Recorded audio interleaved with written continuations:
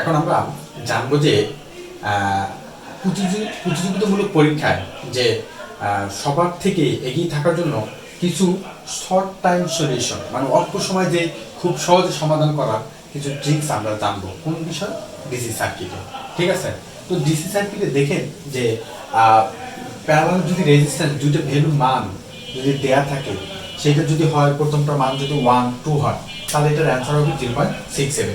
তারপর হচ্ছে 3, 2 হলে 1.2, 5 প্যারালাল 2 হলে 1.42, 6 প্যারালাল 2 হলে 2, 8 প্যারালাল 4 হলে 2.67, 12 প্যারালাল 4 হলে 3, তারপর হচ্ছে 20 প্যারালাল 5 হলে 4, 60 প্যারালাল 15 হলে 12, 60 প্যারালাল 20 হলে 15, 80 প্যারালাল 20 হলে 16।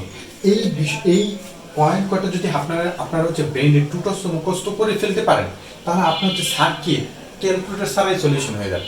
বুঝতে পারছেন? কারণ এই মানগুলোই দেখা গেছে সার্কিটের ভিতরে দেয়া থাকবে। এই যেই মানগুলো দেয়া আছে, যতটুকু অ্যানালাইসিস করে পাওয়া গেছে যে সার্কিট সলিউশন করতে গিয়ে যে এই মানগুলোই আমাদের বেশিরভাগ সার্কিটের ভিতরে দেওয়া আছে। জাস্ট আপনি এই প্যারালাল মানগুলো যদি জানতে পারেন, তাহলে আপনার জন্য ম্যাথ করে একবারে পানির মতন সহজ সার্কিট। কেননা দেখা গেছে আপনার বেশিরভাগই ঝামেলা করেন প্যারালাল, কারণ প্যারালাল আপনাকে সলিউশন করে সিরিজও খালি যোগ করে দেবেন, তাই না? প্যারালালটা হচ্ছে আপনি মানগুলো খুব সহজে যদি করতে পারেন, যে বের করে নিতে পারেন সার্কিট দেখা মাত্রই যদি একটা সার্কিটে থাকে আপনার 20 এবং 5 প্যারালাল আছে, তাই না? যেমন আমি স্বাভাবিক বলি, যেমন এই যে দেখেন একটা সার্কিট এরকম যদি থাকে যে এরকম 20 এবং আছে কি 5 প্যারালাল আছে, আর আছে এখানে 5। এখন আরটি যদি নির্ণয় করতে হয়, আপনি ক্যালকুলেটর ছাড়া বের করতে পারবেন। 20 এবং 5 এর প্যারালাল সমান করি 4, আর এই 5, তাহলে কি হয় 5 + 4 = কি না, অ্যানসার হয়ে গেছে। তাহলে আপনার যদি ভ্যালু জানা থাকে, আপনি জাস্ট হচ্ছে ক্যালকুলেটর ছাড়াই ম্যাথ সলিউশন করবেন।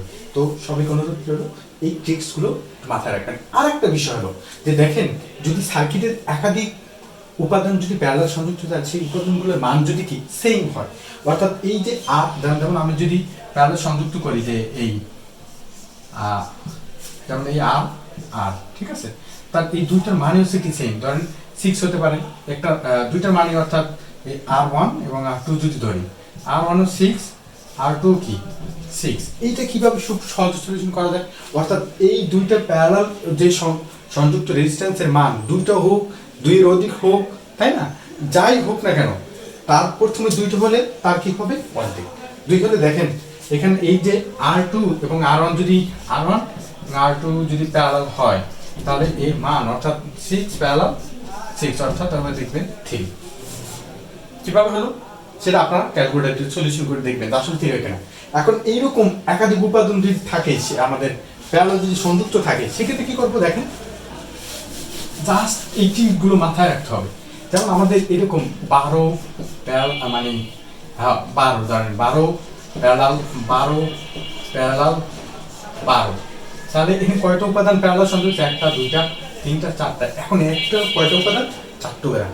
জাস্ট যে কোনো একটা উপাদানকে আমরা কত 4টা উপাদান 4 দ্বারা ভাগ করে দেওয়া হচ্ছে 3। ঠিক আছে, দেখেন এখানে 2টা উপাদান আছে, তাহলে হচ্ছে 2/6 অর্থাৎ 3। বুঝে গেছে? জাস্ট আমরা এই যে আপনি যদি ক্যালকুলেটর সলিউশন করেন, সেক্ষেত্রে সেম আপনার রেজাল্ট হবে। বুঝে গেছে? তারপর হচ্ছে দেখেন, আমরা যদি আবার এরকম 20 প্যারালাল 20, ঠিক আছে, তা এরকম যদি হয়, আর আরো একটা দিই 4টা মানে দিই, তাহলে কি হবে দেখেন, 20 আমি জাস্ট ভ্যালু কয়টা আমাদের কয়টা আছে? 4টা, 1টা 2টা 3টা 4টা। যদি 3টা 3 দ্বারা দিবেন, 4টা হলে 4 দ্বারা দিবেন, 2টা হলে, ধরুন আমি এই 2টা বাদ দিয়ে দিলাম, তাই না? এখন এই 2টা যদি প্যারালাল সলিউশন করি, তাহলে কত? 20 বার অ্যান্সার হবে 10। আপনি প্যারালাল সলিউশন করেন, অ্যান্সার 10 হবে। জাস্ট এই ট্রিক্সগুলো মনে রাখতে হবে যে একই উপাদান যদি প্যারালাল থাকে, তাকে আমরা জাস্ট যে কয়টা উপাদান আছে সেই সংখ্যা দ্বারা যে কোনো একটা ভ্যালুকে আমরা ভাগ করে দিলেই হয়ে যাবে। অর্থাৎ এখানে 2টা উপাদান প্যারালালে আছে, আমরা 2 দ্বারা ভাগ করে দেবো যে কোনো একটা ভ্যালুকে। এরপর হচ্ছে একাধিক জন্য 1টা 2টা 3টা 4টা উপাদান প্যারালাল আছে, যে কোনো একটা ভ্যালুকে আমরা 4 দ্বারা ভাগ করে দেবো। আমাদের ভ্যালু তো সব সেম, যে কোনো একটা মানে 12কে ভাগ করলে হয়ে যাবে। 12কে একটা মান নিয়ে আমরা 4 দ্বারা ভাগ করে দেবো, অ্যান্সার চলে আসবে। এইভাবে যে উপাদানগুলো আমাদের একই মান সম্পন্ন রেজিস্টার প্যারালাল থাকবে, জাস্ট এভাবে ভাগ করে দেবো। ঠিক আছে।